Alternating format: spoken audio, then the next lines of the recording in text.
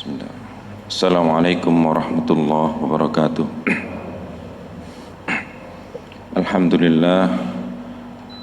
Alhamdulillah nahmaduhu wa nasta'inuhu wa nastaghfiruh wa na'udzu billahi min shururi anfusina wa min sayyiati a'malina. May yahdihillahu fala mudilla lahu wa may yudlil fala hadiya lahu. Asyhadu an la ilaha illallah wa asyhadu anna Muhammadan 'abduhu wa rasuluh. Allahumma salli ala Muhammad wa ala ali Muhammad. Alhamdulillahi rabbil alamin. Fa ibadallah usikum wa nafsi bitaqwallah wasma'u wa ati'u la'allakum turhamun.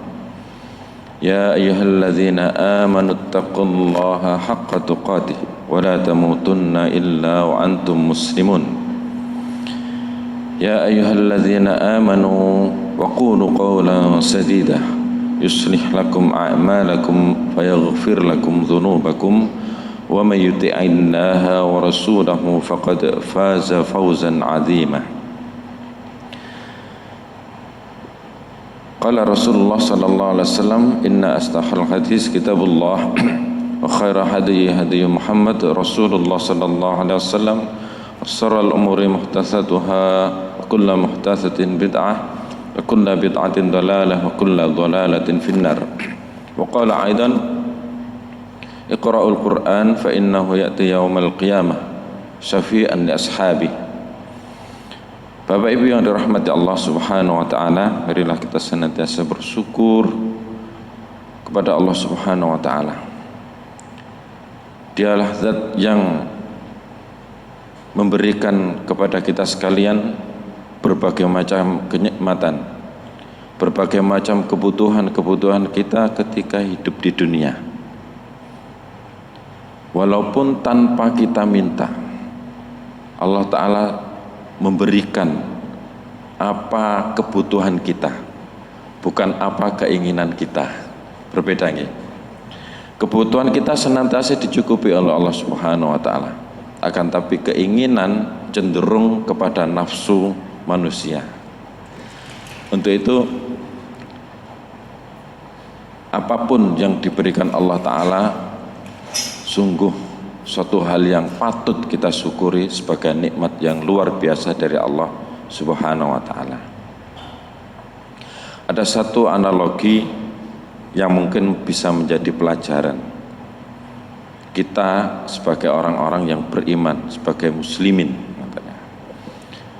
Tentunya kita tahu minyak kelapa, nggih. Minyak kelapa niku termasuk minyak yang cukup mahal sebagai konsumsi untuk goreng, untuk nopo lah niku. Kemudian bahan dari minyak kelapa niku nopo? Tentunya nggih kelapa. Kelapa dipilih dari kelapa yang tua tentunya, yang dia memiliki kelebihan dari santannya. Nah, prosesnya bagaimana? Setelah kita memilih kelapa yang tentunya tua, kemudian dikupas, kupas serabutnya, dihilangkan serabutnya, yang kemudian dari serabut setelah lepas ada lagi bagian yang dikupas. Napa niku? Bathok kelapa.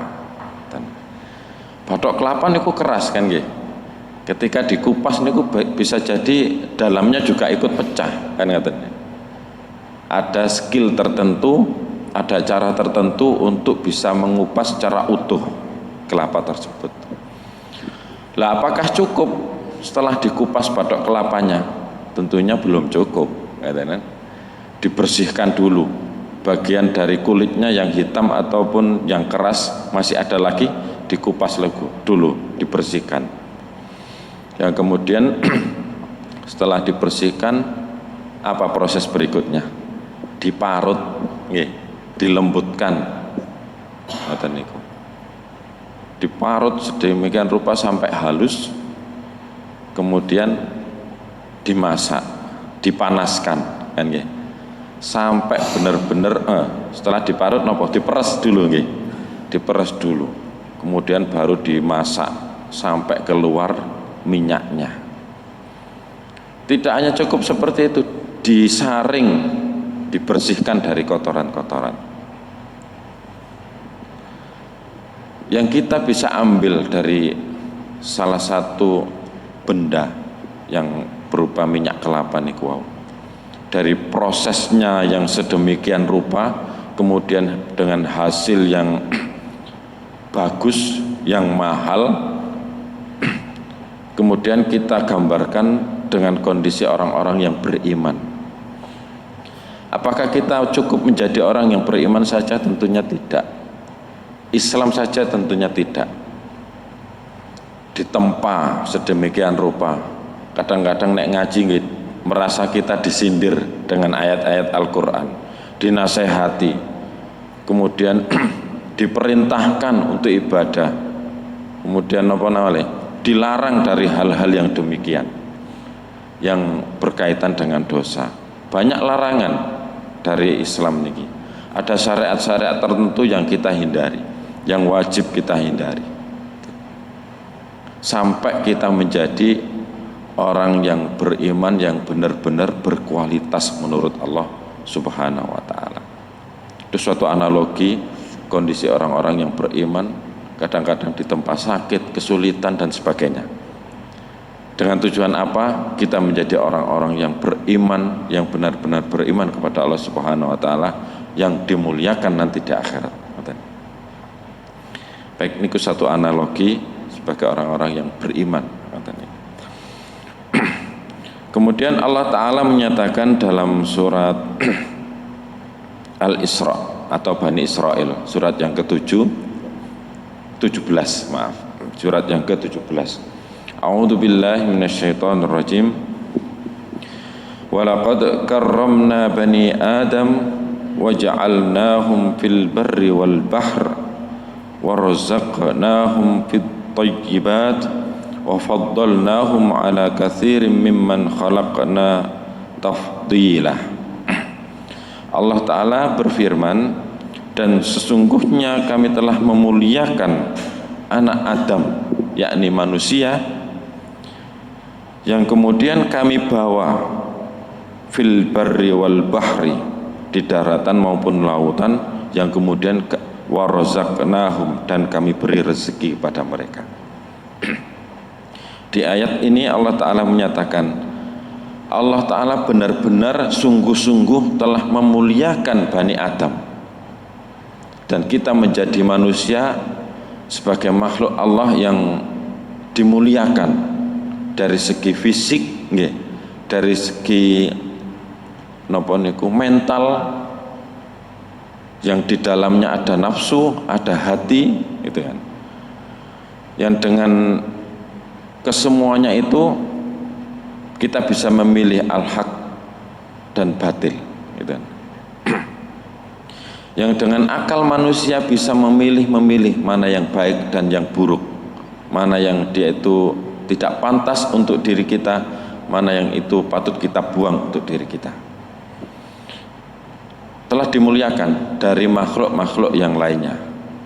Kalau makhluk yang lainnya kados binatang ngoten niku, dia diberikan nafsu, ngoten ini, mangan nggih, napa niku berhubungan dan lain sebagainya. Untuk apa? Untuk hidup.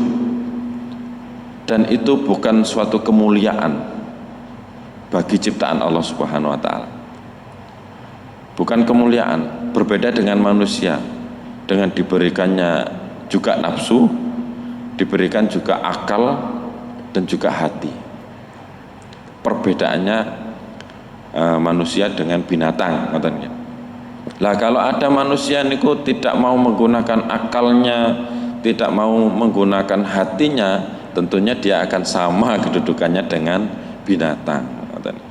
Lah apakah ada? Ya ada. Banyak sekarang manusia yang berperilaku seperti binatang. Contohnya nopo? Kathah ya. Dari nopo niku koruptor niku basa alus e ngoten ya. Cara kasare nggih maling lah ngoten nggih. Dialusno dadi koruptor. Dia tidak menggunakan akalnya, tidak menggunakan hatinya. Dia mengambil yang bukan haknya, gitu kan. Wong hain niku hanya seberapa, yang kemudian diambil berapa banyak kan kata. Ya, tidak merasa mulia mereka itu yang tidak menggunakan akalnya. Yang kemudian manusia itu diangkut, dibawa oleh Allah Subhanahu wa taala di daratan dan juga bisa dalam kondisi di lautan.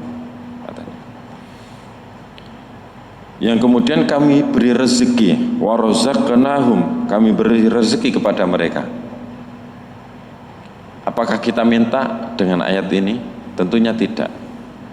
Kembali lagi pada yang awal tadi, Allah Ta'ala itu sudah memberi kebutuhan kita walaupun kita tidak minta tadi. Ya, kita bisa merasa ketika lahir di dunia apa yang kita bawa? Kan tidak ada, tidak ada sama sekali.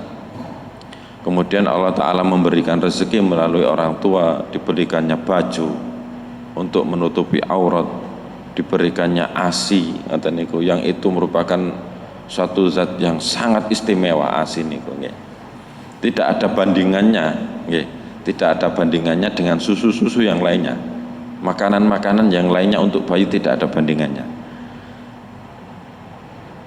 Walaupun dengan cara apapun yang diberikan Allah Ta'ala melalui ibu niku wau berupa ASI niku wau merupakan keistimewaan kan katanya.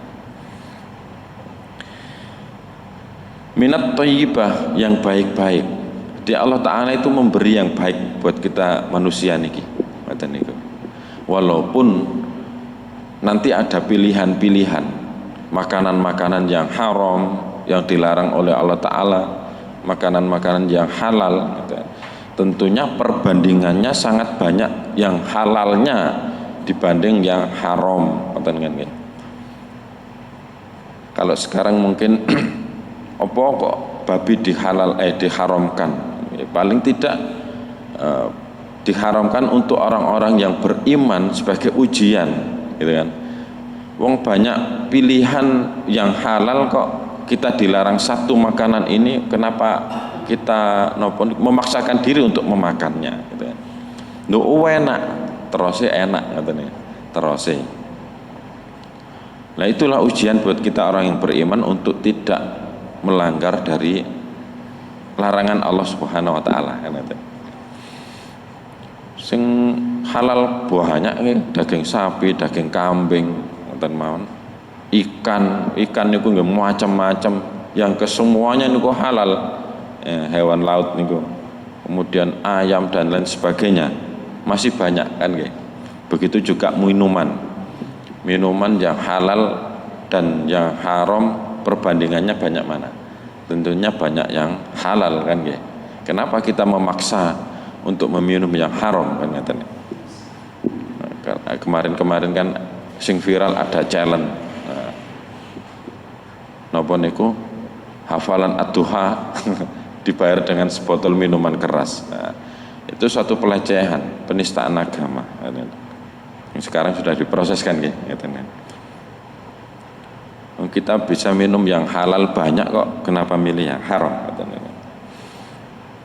Yang kemudian wa faddalnahum ala katsirin mimman khalaqna tafdila.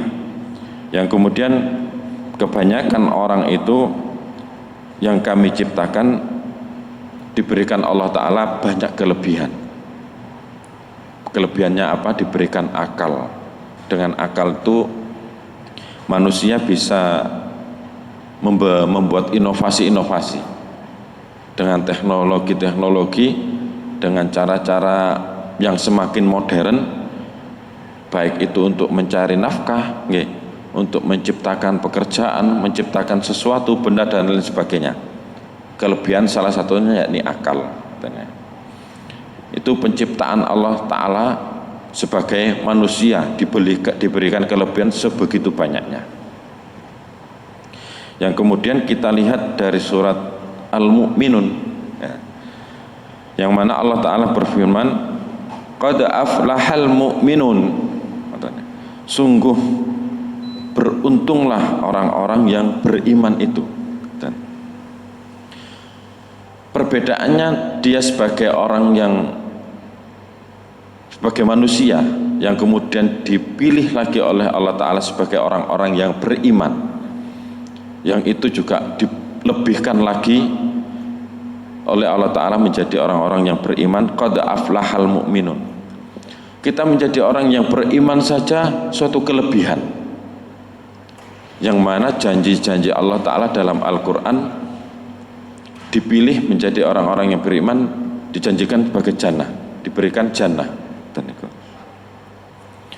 Alladzina hum fi salatihim khashi'un, yang dia orang-orang beriman itu dengan syariat-syariat Allah melalui Rasulullah sallallahu alaihi wasallam, cara-cara sholat kita bisa menjalankan sholat itu dengan khusyuk. Jadi sholatnya khusyuk. Dengan kita dipilih menjadi orang yang beriman, maka keimanan itu berdasarkan keyakinan, kan, tidak berdasarkan akal. Banyak syariat Allah Ta'ala yang tidak nopo niku bisa diakal, kata niku. Contohnya nopo? Kita setelah wudhu, kemudian kita maaf kentut, yang dibasuh nopo nih? Kita wudhu lagi atau mungkin cebok? Nopo? Wudhu lagi, kan, kenapa tidak cebok? Nah, itulah mungkin menurut manusia tidak masuk akal. Wong wudhu wong batal sing keluar angin niku dari belakang kok kenapa wudhu lagi? Nah, Rasulullah ngajari seperti itu kok, nggih manut, itulah. Itu merupakan salah satu yang tidak bisa kita jalani berdasarkan akal. Nah, Allah itu di mana? Allah itu tidak nyata kok, tidak ada, tidak bisa kita lihat. Nah, menurut kita tidak masuk di akal, katanya. Kenapa kita menyembah yang dia itu tidak berwujud, katanya, lah iku apa sing wujud? Nah, pertanyaannya, apakah yang diwujudkan oleh manusia kan bisa memberikan manfaat buat kita ataupun madharat buat kita? Nah, banyak sekali yang bukti atau menyatakan bahwasanya yang disembah oleh orang-orang kafir itu tidak bisa memberikan manfaat ataupun madharat. Nah, itu tidak bisa kita akal. Nah, dengan sholat merupakan syariat Allah Ta'ala, kita bisa mengabdikan diri kita, menyerahkan diri kita kepada Allah Subhanahu Wa Ta'ala, perwujudan bahwa kita sebagai orang yang lemah, sebagai orang yang tidak bisa berdaya di hadapan Allah Subhanahu Wa Ta'ala. Dengan sujud kita, rukuk kita, menunjukkan bahwa kita itu orang-orang yang lemah.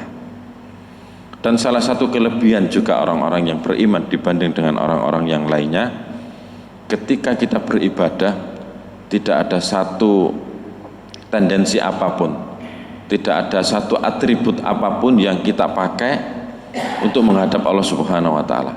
Semua kita lepaskan, kan, sing jabatannya nopo, mungkin wali kota, mungkin kepala desa ataupun presiden, ketika beribadah kepada Allah Subhanahu Wa Ta'ala dilepas semuanya. Waya rokok nggih rokok, lah kita. Enten sing ngeyel, aku presiden kok waya rokok, mau rokok, ndak ada. Waktunya sujud nggih sujud. Aku orang kaya, aku punya jabatan, ndak mau saya sujud, ndak ada, kan? Semuanya sujud, semuanya rukuk menghadap kepada Allah Subhanahu Wa Ta'ala. Bukti bahwasanya manusia itu lemah di hadapan Allah Subhanahu Wa Ta'ala. Dan itu suatu kemuliaan, suatu keberuntungan di hadapan Allah Subhanahu Wa Ta'ala ketika kita bisa menjalankan ibadah yang khusyuk.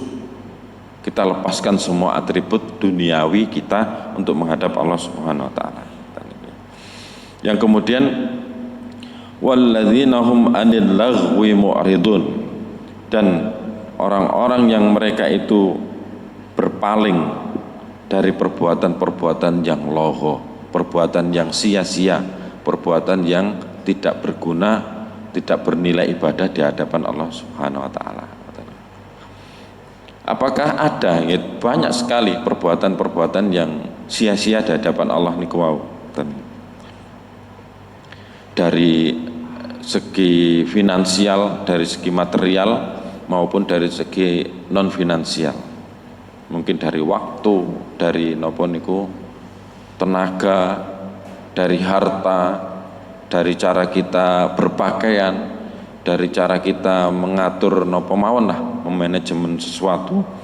Banyak sekali hal-hal yang tidak sesuai, tidak bermanfaat untuk kita sekalian.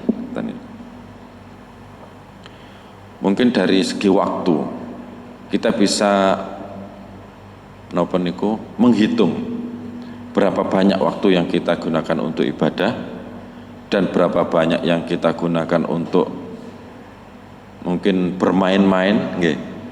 Hanya sekedar napa niku kumpul-kumpul dan lain sebagainya. Lah waktu saya banyak untuk kita gunakan bekerja.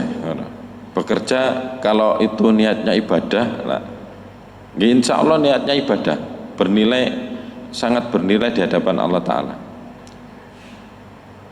Hasil dari kerja, jerih payah kita gunakan untuk berinfak, kita gunakan untuk memberikan nafkah kepada keluarga kita, ibadah niku. Yang kemudian belajar juga beribadah. Yang lainnya apa yang tidak berguna, mungkin napa niku jagongan. Jagongan sakniki banyak warung-warung wifi ngoten niku kan nggih. Napa nek teng wifi niku kita zikir istighfar nggih bisa jadi, tapi kaya angel nggih. Kaya angel wis ngomong ngalor ngidul ngoten niku sampai malam, sampai berjam-jam, sampai mungkin sampai pagi nggih, wong 24 jam. Lah akhirnya kelewat subuhnya kan ngoten niku. Dijak salat subuh angel bablas. Ngoten niku. Nah itu waktu yang sia-sia. Tidak kita gunakan untuk beribadah kepada Allah Subhanahu wa taala.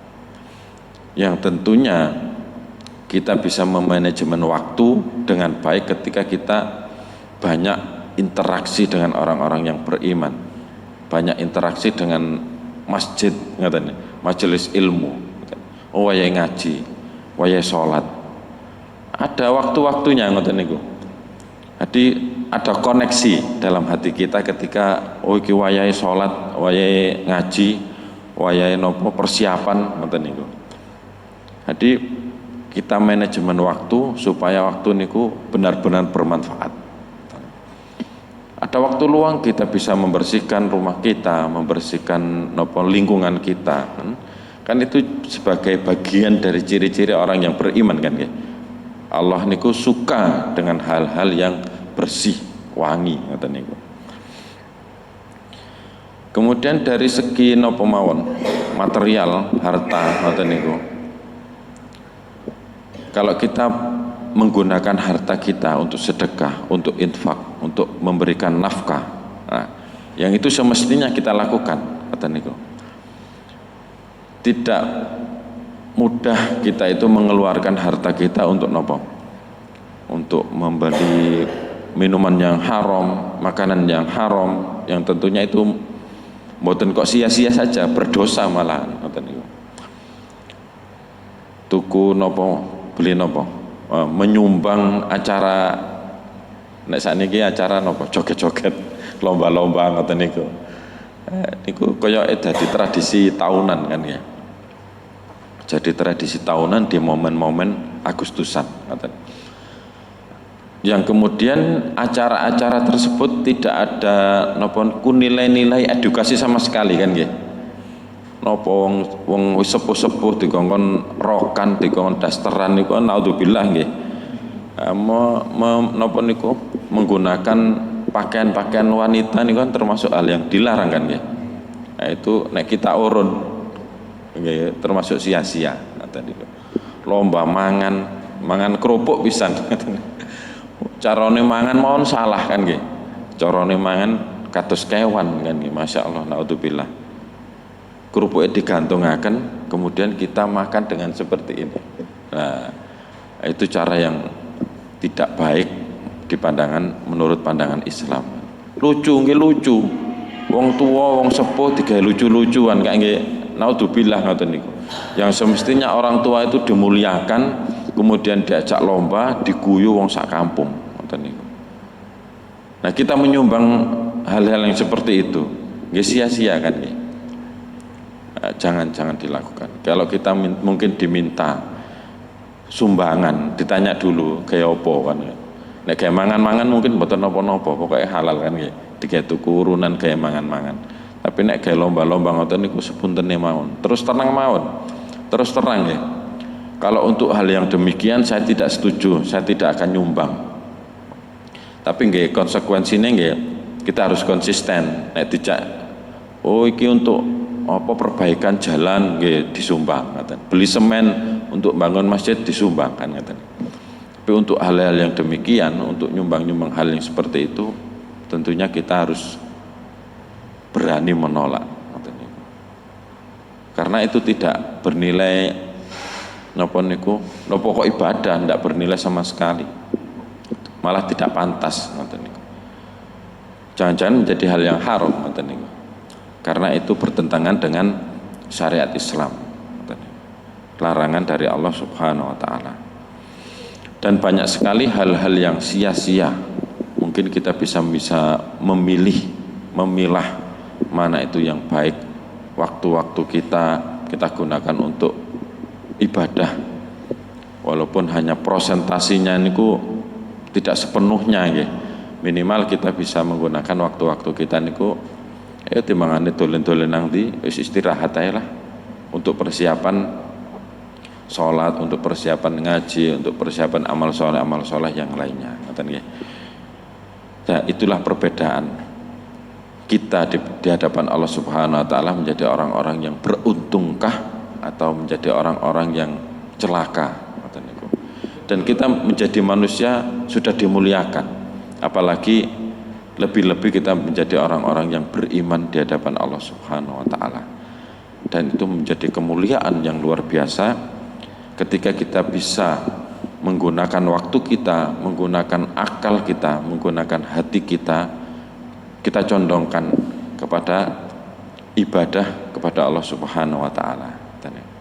Bapak Ibu yang dirahmati Allah Subhanahu wa taala, mudah-mudahan dari beberapa ayat kita bisa mengambil pelajaran.